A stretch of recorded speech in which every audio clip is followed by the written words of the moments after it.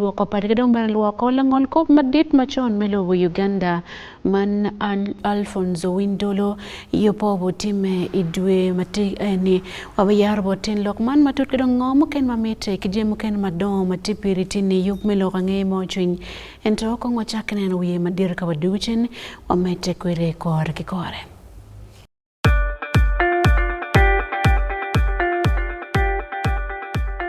At least the one thing for now we can all agree on is the soap to use. He likes that it's big and lasts long. Anti-economy. I like that it keeps my skin smooth. Ate alina echovu. And the children like that. It smells amazing. Everyone is happy. Movit soap comes in 4 fantastic flavors. Movit family soap is truly soap for the whole family. Movit. All day confidence.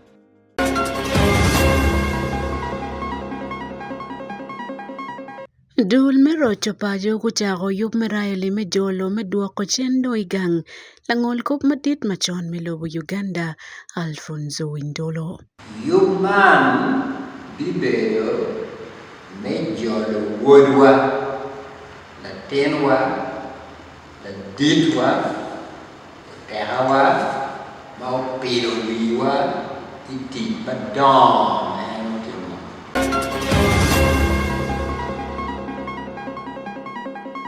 Dul palowe magia ki Kongo man makoma gutiro ode Uganda yup mewe madit mabuti mechi beach ikwero maka piara ngwen metich pa New Vision.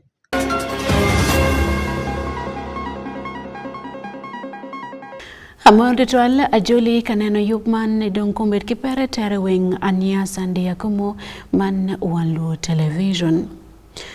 Dul matika dor yup makiloni monorocho pajo kitikon kanena ket mechako rayo lim pilangol kop machon melobo Uganda man Chief Justice Alfonso Windolo kachel ki ambassador lara tun kitikon kachako yup man dog governor kit merayo liman wakiduok chen kakeluok kiduok endong chen pajo ngetiro karam tidwameke en langol kop madit machone dul man neno gi madit yepe duoko yuera pajo likidong nene lokom ponye ki lokom kero mitiyo lim ikindi maken mapigi Tigamaro Komal Melobo Uganda kama lwenyi oberie pikare malachi len ilok bolo George pero komrocho pajo joladit man langol kop machono butime inendwe apao ya ngwen medwe eni Igulu City onen kong Lokman Kibot Ismail Jacob Johnson kill report matut ikom ket mayupti kwere pijolo pajo Alfonso Windolo Chigamoy langol kop madit machon palobo Uganda yup merocho pajo tikinenom Medwako deu pa chuli machon kineno lok mamako lokum fonyem kidong bene jingu kero palwak me chuli lok mamako lokum lonyom Ambassador Dr. Ulara Tuno Mate won komero chupajo kachel ki Chief Justice machon Alphonse Windolo Chigamoy ikara me lok kilo kwang lok nge tinni o wajani menom yup chik waranyim medjolo wako Chief Justice machon Alphonse Windolo You madid mapera that mau betim me Igulu City.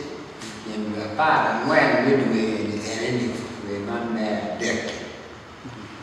You man bibeo major the woodwa the tenwa the ditwa the tehawa mau pido wiwa iti badon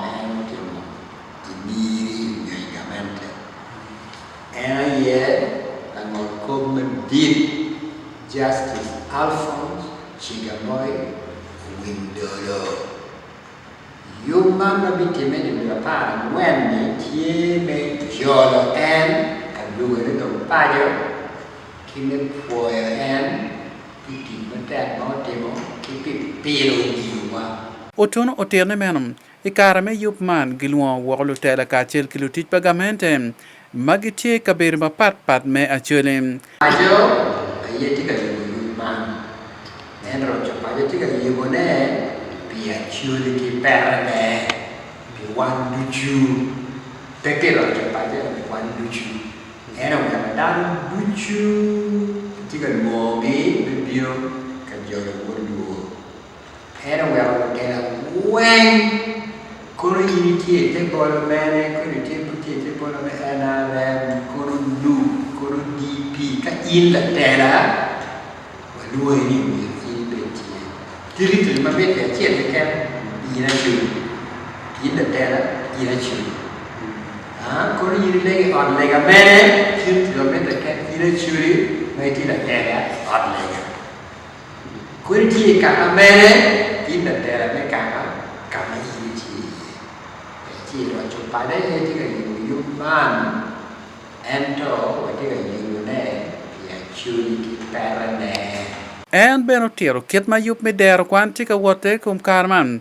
Koni noni lo tiro ma kar pier bichen. Dong gitiga no kon ite yup me der kwan. Però io ma un begli sia fuori che si non e level senior 5 e una biglia le cosa così mi ricordo che in pilot project area when che un O level o che A level became the university became the primary and mero in po na ki na mero wa na ri o ru ge ba be ni tu le na when you are in down you me fundraising campaign that one and then give no uru ye ko be no under mero kon wa me mi ge ko la and then the peer that kan wa ku bo gi mo cha mới để quan thì còn những mà còn những chỉ cần rồi Eno tiana mena yup man ma kilunye luak me chule ma ke aki vodka ber ma pat pan bitti me iba ka underground ninda paw yang wen medwe man yup me rocho pajo ma teki nena me dong achuli obieno ikar me gore me pong tuom ma oti me mwakario angen Ismail Jacob Jones pe One Luo Television Igulu City. La tela padulma na lo komon magiti wibiete party deep in Democratic Party Sarah Dong olegani mon ke chak med mal rome mi ngol mati bolo tina nyira kimon ke la lo kom jangtit me ponye ke dong benani ki kuye wor mabe to le kuyi matika bino mani kuyi paro tela mapingi ikar matika lo kelo cholo nge chiario adongo wani mon kweme mwakaman me kwero ni na pamon ni tikono ki moj maditi lo kom jingo mal mataker pamon menno ngol mati de wilo kolo dok bene put pere chak pen ka ben mapol puti man per madit pen jima pol ti magemon wero peke no ngol mati kar madit kidong ben ka ko ter ko mameki pol kar ngol bero ale o wero lo ti kar madit po dan we magiti ka chel weke mi kar marombot mon kanyira men no ngol mati ka chelok mai kentie matoda nen kong report man kibo Dennis Oringi emberute yob melaklo cholo ngaya pa president padul me women's league kite party DP Mansara Sharon Adong. The government introduced so many economic programs to elevate the economic status of women and help these women join the enterprise. Wow. I'm talking about the GROW project. But the biggest challenge that today we are talking about the GROW project is the collaterals that are put around, the embargoes for you to get the money. The collaterals are quite very tough. You know very well that women don't have access to land and ownership. Okay, some can have access, but the ownership is also another big challenge because of our patriarchal nature of society, where we have all grown up knowing that land belongs to men. And for me, the land that I have, I bought with my own money. I don't have my father's land. During campaigns, I would walk like 4-5 kilometers in the bushes in Zombo there. And then you don't even see any single health clinic or parish health centers. Then you ask them, where do you go for birth attendance? And they say, for us, we have our traditional birth attendance. Here, sometimes we give birth home, and then after that, we get a motorcycle to take the woman. Many of these women in the villages, some of them are actually not even attending antenatal care. So tell me if Uganda is safe. Are we safe as women? No. Are we safe as men of this country? No. But we are thinking that everything is normal. Uganda is upside down. You people, let me tell you. If it's a saucepan, then Uganda is like this. But we can make that saucepan stand. Because the saucepan is upon you. After, women, after scrubbing the saucepan, then you cover it so that it dries well. And then when it is dry, you put the saucepan out. So we can do the same. It is me and you as Uganda. But if you leave it to us alone as politicians, it's going to be very hard. And lastly, the election.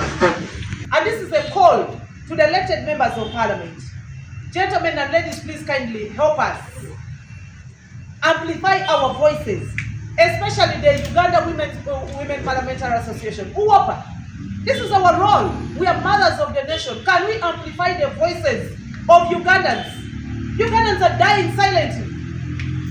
How do you pay school fees for a child who is in nursery? Around 2.5 million shillings. Guys, is this normal? Is Uganda so special? Are we teaching these children to make missiles that is going to fight the Middle East? Huh? At that tender age? On top of that, children are leaving their homes at 5 a.m. What are they going to do? So things are not normal, guys. Uganda is upside down. And for me, I'm making a call to the Minister of Education and Sports, Honorable Janet Kataka Museveni. You are our Minister of Education and Sports. You are also the mother of this nation. Please, we call upon you to think about the future of this country. The education sector is left for those who are rich. The underprivileged, doom. You have no money, your children don't go to school. The UPE schools, you had the other time, schools are complaining. The schools have also decided to hike the fees they normally charge in the UPE schools. So I was told, I was speaking to one of the headmasters from my school, from one of the schools in Atiak Seed School in Zombo this weekend. The tuition, I think the school fees is around 300,000 shillings per term. But even raising 300,000 shillings for a common person in Zombo, in Atiak sub-county in Zombo, is hard. La delalo Uganda man President Yoweri Museveni utio yaro yub makilwani mono tamini General Insurance man kono tilo komchulu pegen makaram mini ye konka chapea mapara choro time tutuale botlu yeo Medin Islam kiloni Insurance tamini General Insurance tikono jang dul madit makilwani mono Salam Group magemi yo kono kon mabika malupe ke chek padin Islam dok bena wero jumaga petoro chek tuale komli makigama limden kidong jemo kena chalawe Insurance Yobman no time in Millennium Park Matilu Gogo, Kamadan Apollo Gore Menena Kitmayar, and Yobman appear at Takbolo Yemedin Islam. Dong not more Yobo, Ayobela Mitambod President Yoweri Museveni, in Locom, Chui BM Benechi, and Locom Mandoro office. Pa and President Yoweri Museveni, one compa party NRM, Hajat Hadija Namialo, one en Kong Lokman Kepara Terrawing Pain Committee, Yob Melokangemo Chinkan, Itikanene Kiwanlu Television. In Loke Yubman, President Yoweri Museveni for Matek Salam Group, Pikelo Yub Meti Limano Benekona Wako Ye Medini Palo Ye Medin Islam, Makiti Uganda. Anyway, gamente okelo yup mapol magitimu mano bela yong wiye ken perewe limden makiluni interest ni la bole parish development model. Anyway, ni 1% bichel mati wilime PDM tieme gwako weli mati bware kindano wekpedak weli limben mapole kindano ento no neti manok mono luoni inflation. President Wen mono jumagitika doro yup me PDM ben go boberu mikan yang yo mabe loyo magaremo konyo kidana magitite din Islam we kunong ben lima akibot kemente mano petoro chek medini mameki. President beno cheka memeto lima kimiyo bot luye man mon magiti din Islam ni aki chilling billion ario do wichero we chilling billion pier ario. Muhammad Badon Matila Dit Maloyo Dul Metamini Insurance o wani jima dek magen mapigitego maikera yeti yeke tonyo gwako limano lubo bene chek dok bene lubo chek medini ki chek pakamente ki bene ni mono dano wengo beruti eti yu limaya gikene dano weng no bene dok petoro chek mameki dini gino wani nen gibene tie malupe ke nenu palobo Uganda Man Vision 2040. Adit Maloyo Dul me Insurance like Regulatory Authority of Uganda Iraman Alhaj Ibrahim Lubega owani mono lobo Uganda tika doma bay local insurance ni yaki chilling trillion ario tika doma meta merdak bengi tika gen matek ni mono kara ki yup market man tamini General Insurance obokone matek don makuno ke waro chek medini aye pere tek loyo. Meka wang mege Hajat Namiyalo owaye ni mono yaro dul mandigin mapire tek dok ben neno gi tima tekniki kony ki dano ma kichi kichat ki dano moken mar peko kar ker igi me pore kumgi chawa mo kiken. Kitum chel Sheikh Mohammed Yunus Kamoga mati la tela metablik Muslim of President Joel Museveni pitim jima pigi tego kabene timo kisa ke dama no kupore te chik melobo Uganda weko beni ya gikne yom chuny berutie. Anami la bole kom Haji Mohammed Sebu fu magamente man President Joel Museveni gono enworo ikar maketwe buch ke koro menek. Pelo range mo chuny e Wanlu Television. Ania Sunday Akumu.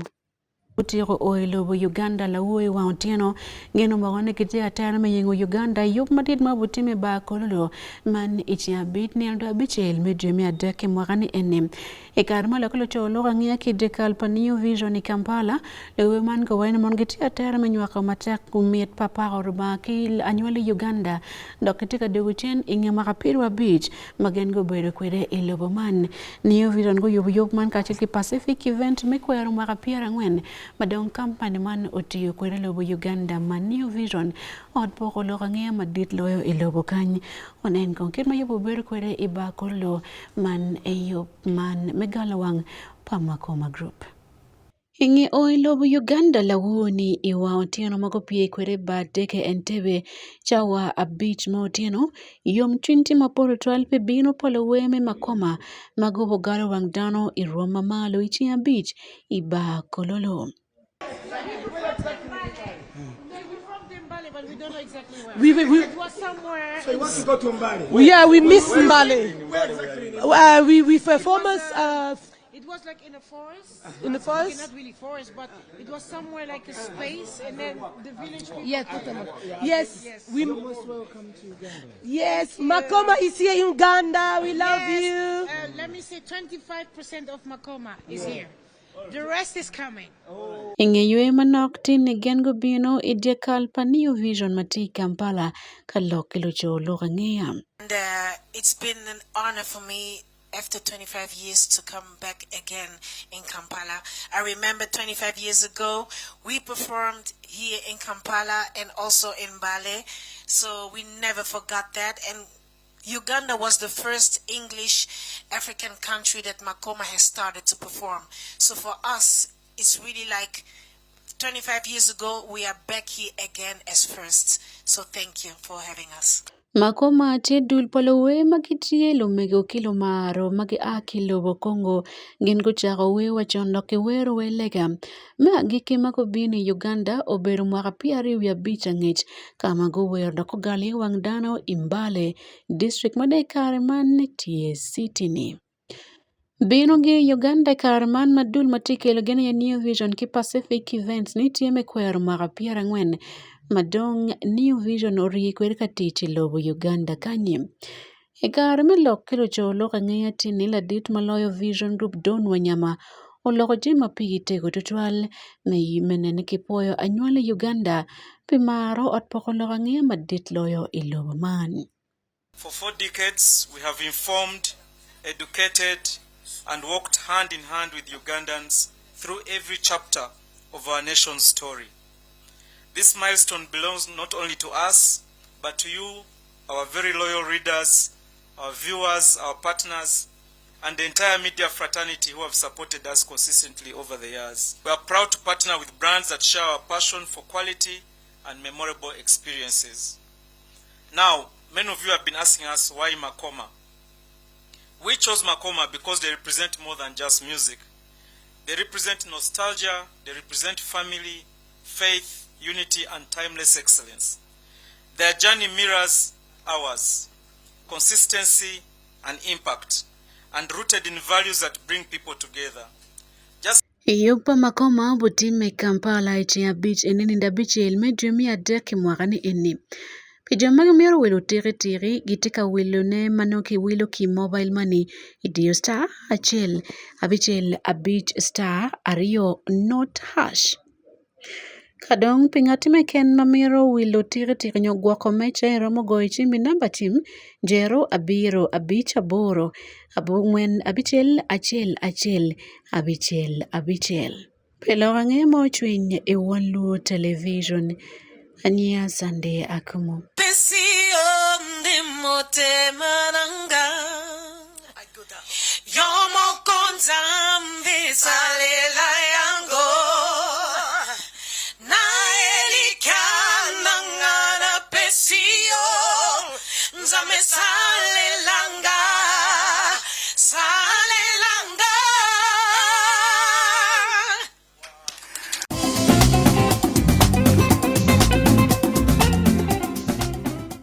Hello ang'e mamago biachara Gulu City Council tika yele mechakarayo chiling bilion achiel ton ang'wen makimiyo wogo ita yub me emiyoga yub man korono kimiyo dok limden makimiyo no weng bot dan me area man tie chiling bilion achiel ton ne abung'wen niyo watin put kiduoko manaka ken kiduoko chente manaka ken makiduoko ikomeno dano mia biero pier bechelwi achiel ma ogamo limden man Wot piya guduoko chen iteki cha lim pagamente Gulu City.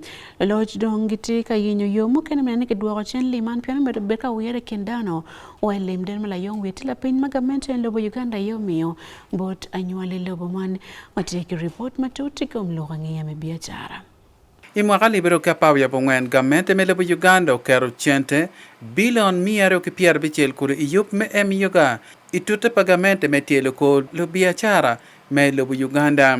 Entenge poko chente bolwag pul padano guno tek tutale me duako chente menum peta banya matila lopko RCC me Gulu City neno ka bedo me la ro peje division o wajo ki One Luo TV ni gitiga no tek tutale me nongo chente ni ki bodano Microfinance Support Center gubian guber raising concern on the recovery ni chende me miongachi obero ping wakati with a number of ideas keta mir kinong kere chende mir support again kere. And one of the strategies is kinong the list of jomagodongo default people maduo mapedongo chulki mo again. Kakino list eoni the leadership me mioga me bucha reaching out both jone on kachela chela. We kinen kira go kere chene eoni. Then wachero rata very kilo tela and me sakos eoni. Tia da welcoming the initiative niki beru kachelo tiu kachelo miti recover mi chene mamekeni. Banya wajin meno nge rwate kilo tela pa group maparpan me site man. Olo gitiga no laga madin dogoni chakani armo abedo olo chene tikadugu chalo gruba chel mala wa rata kereni in a period of 5 days at least don't go million a day. So for us eoni no tinyo to ni dan go chako responding ti luomo luo eoni what is wrong dan any chene ma meki chene no do kin gang go tiyu kere na dilo go tie tam ni miru dan pe ki cheka kwalo gi commercial banks kama ki charging in chok 20% 18 kwana 20 ngo Cherbon money lenders magitika charging in chok 50% kum chene me gamoni access to cheap credit mirubetie kin gang and that's why you know watike myoga watike PDM Akare wa oya geke yup melorange mocho in pitinti adekan ki One Luo Television. Ania Sande Akumu wipo wilup wa social media wati Facebook man X on your Twitter machon kidong YouTube ki TikTok weng kenying ni One Luo TV apoy total yup mokene tika binupin kumbiti kan ki One Luo Television.